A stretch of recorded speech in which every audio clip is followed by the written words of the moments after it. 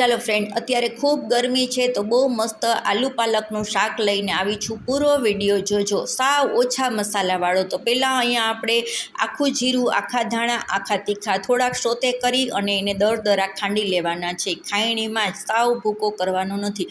3 ચમચી જેટલું તેલ મૂકી અને એમાં આપણે જે મસાલો કર્યો છે રેડી એ નાખી અને હિંગ નાખી છે. પછી એને થોડીવાર આપણે એને હલાવી અને સોતે કરી લેવાના છે. પછી ફાઇનલી એમાં થોડીક એવી હળદર નાખી અને મેં ચિપ્સ જેવા બટેકા સુધાર્યા છે એ એમાં નાખી દેવાનું છે.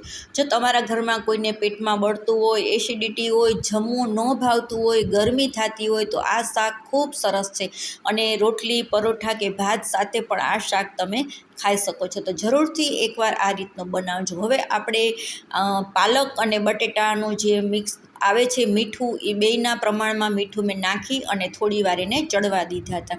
હવે હાફ કૂક થઈ ગયા પછી આપણે પાલક નાખી દેવાની છે.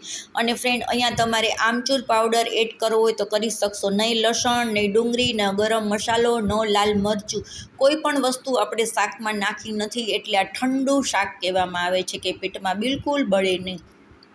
પાલકની ક્વોન્ટિટી બહુ જ હોય તો મેં પહેલાં હલાવ્યું નહોતું, થોડી વાર બાફવું અને પછી આપણી ક્વોન્ટિટી જેટલી હતી એનાથી નીચે બેસી ગઈ છે અને પછી આપણે મિક્સ કરી લેશું. તો ચોક્કસ આ રીતનું એકવાર શાક કરજો. જેને એસિડિટી હશે, પેટમાં બળતું હશે, એના માટે આ શાક ખૂબ સરસ છે.